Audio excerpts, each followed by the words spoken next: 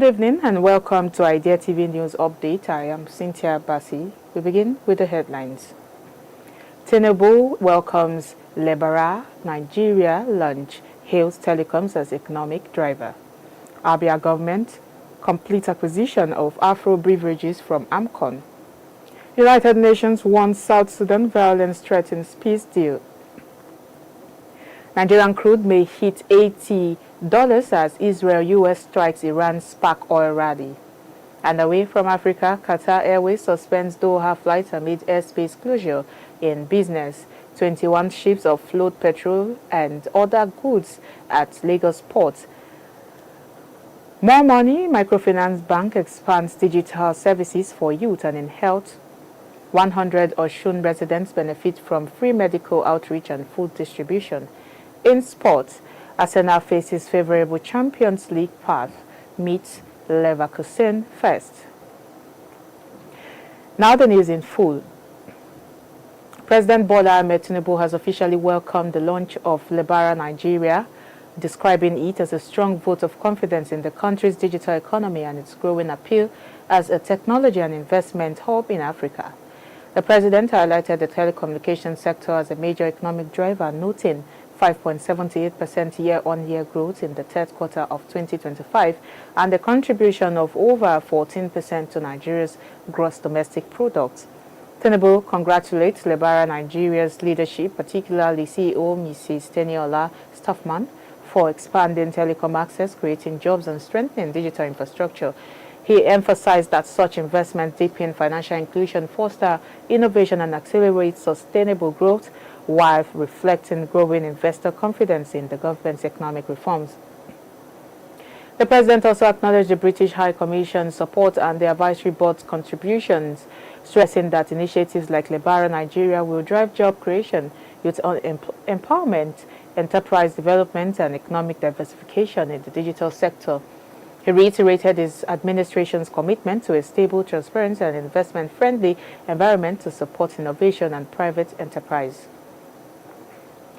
The Abia State government has completed the acquisition of AFRO beverages from the Asset Management Corporation of Nigeria as part of efforts to revive dormant industries. Governor Alex Oti announced the development on Friday during his monthly media briefing at the government house in Umuahia. AFRO Beverages is one of 5 moribund firms targeted for revival under the administration's industrialization drive aimed at boosting manufacturing and creating jobs. The governor said the state has begun receiving expressions of interest from prospective investors, adding that competent private sector operators will manage the company to ensure sustainability. The move forms part of a broader plan to reposition Abia as a manufacturing hub.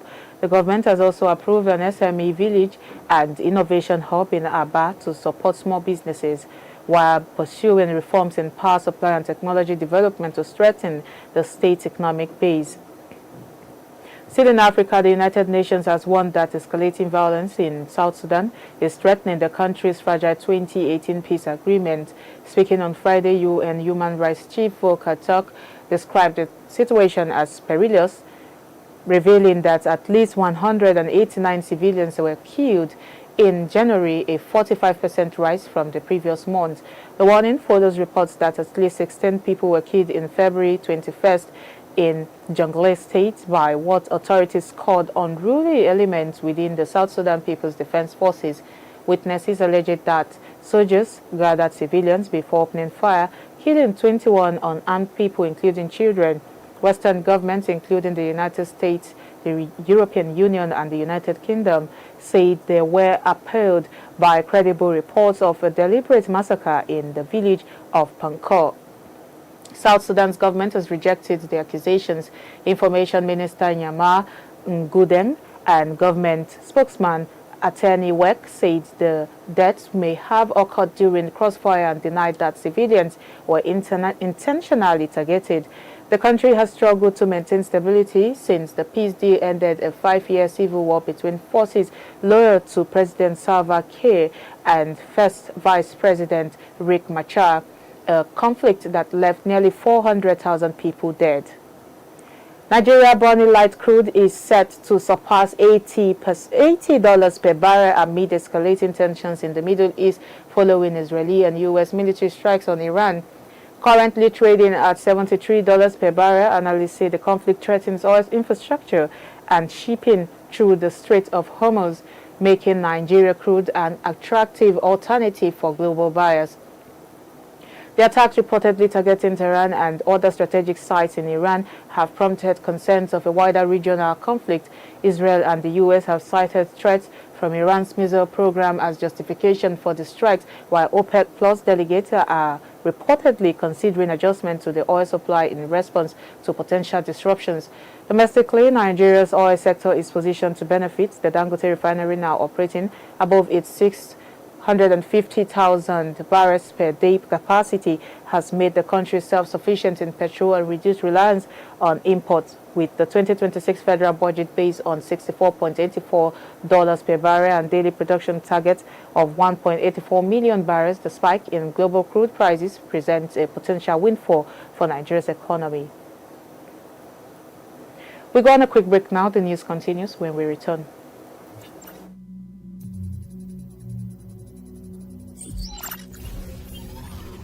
(5G) technology. 5G technology promises to be a game changer by delivering ultra-fast internet speeds, low latency, and the ability to connect millions of devices seamlessly. It's going to fuel the future of smart cities, autonomous vehicles, and IoT devices, allowing them to communicate in real time. However, 5G rollout isn't without hurdles. High costs of infrastructure and regulatory issues in some regions have slowed down implementation. By 2026, the 5G market is expected to be valued at $667.90 billion, with the US, China, and South Korea leading the change. The challenge? Cybersecurity risks and data privacy will remain top concerns as more devices become connected.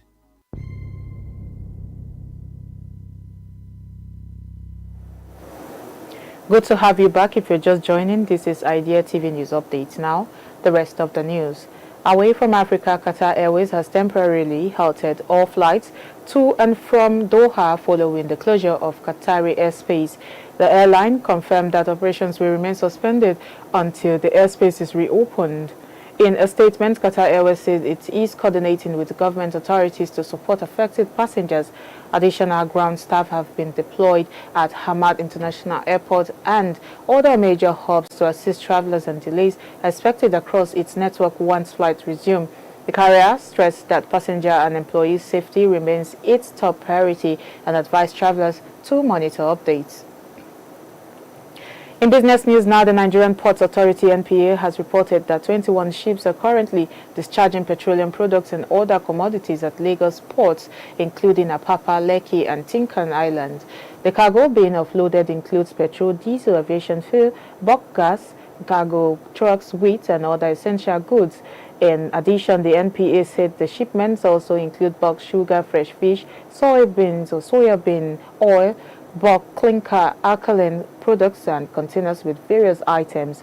The operations aim to ensure steady supply and distribution of key commodities across the country. Looking ahead, the NPA expects 41 more vessels carrying petroleum products, food items, and general cargo to arrive between February 28th and March 7th. 17 other ships are already at the ports waiting to berth with goods such as urea, ethanol, crude oil, buckwheat, and aviation fuel, highlighting the high maritime traffic supporting Nigeria's import and energy needs. Still in business news, MOREMONEE Microfinance Bank is expanding its digital banking services to empower young Nigerians. The bank, led by Chief Executive Mohammed Olatunji, PhD, known as Dr. Mo, has rapidly grown since its acquisition in October 2023, becoming a major player in Nigeria's microfinance sector. The bank focuses on Gen Z customers, integrating banking with entertainment, sports, and social engagement. Its platform features include snappy line guards and trusted partners offering financial solutions alongside opportunities for growth and security. Dr. Mo says the initiative aims to develop innovative banking products that meet the lifestyle and business needs of Nigerians. With a mission to boost financial inclusion and empower individuals and businesses, MOREMONEE seeks to play a key role in driving Nigeria's economic growth and shaping Africa's financial future. In health news, about 100 residents of Ife North local government area of OSUN State received free medical care and food items on Friday during an outreach organized to mark the birthday of the Deputy Speaker of the State House of Assembly, Mr. Akinyode Oyewusi. Beneficiaries assess malaria and hepatitis B tests, medical consultations, eye exams, free glasses and medications at the Ipe Tumodu Town Hall event. Mrs. Adiola Oyewusi, the lawmaker, emphasized that the initiative targeted vulnerable and elderly community members, assuring that efforts to support constituents' well-being and address local needs would continue. Mrs. Oyewusi also encouraged community cohesion and active participation in governance to ensure development. Beneficiaries led by Mr. Olakunle Fajimi expressed gratitude for the healthcare services and donated food items, which include rice and other essentials. This outreach follows previous empowerment initiatives by Oyewusi, which provided cash, household items and equipment to constituents, demonstrating a sustained commitment to improving welfare in the area. Finally, in sports news, Arsenal has been drawn to face BEVERAGES LEVERKUSEN in the first knockout round of the 2025-2026 UEFA Champions League, setting up what many see as a favorable route to the semi-finals. Should they advance, the Gunners could meet Bodo Glimt or Sporting CP in the quarterfinals, followed by a potential semi-final against the winner of Newcastle, Barcelona or Atletico Madrid, Tottenham. The draw has been described as one of the lightest parts to the semis in decades, especially compared with the opposite bracket featuring heavyweights like Real Madrid and Manchester City and PSG versus Chelsea. Fans and pundits expect Arsenal's early ties to be manageable, giving the team a chance to build momentum in the knockout stages. Despite the optimistic outlook, some analysts caution against underestimating potential upset, pointing to Bodo and Glimt and Sporting CP's strong performances, Arsenal's recent Premier League inconsistencies, and the hype surrounding Pep Guardiola's comment. The first legs of the round of 16 will be played on the 9th and 11th of March. And that's all we have for you on Idea TV News Update. But before we go, here is a recap of the headlines. We brought you news that President Tinubu welcomes LEBARA. Nigeria launch hails telecoms as economic driver. ABIA state government completes acquisition of AFRO beverages from AMCON. And the United Nations warns South Sudan violence threatens peace deal. Nigerian crude may hit $80 as Israel-US strikes Iran's spark oil rally. Away from Africa, Qatar Airways suspends DOHA flights amid airspace closure. And in business, 21 ships offload petrol and other goods at Lagos port. MOREMONEE Microfinance Bank expands digital services for youth. And in health, 100 OSUN residents benefit from free medical outreach and food distribution. Finally, in sport, Arsenal faces favorable Champions League path, meets LEVERKUSEN first. Do not forget to follow us across all our social media platforms at Idea Television. I am Cynthia Bassi. Thank you for your time.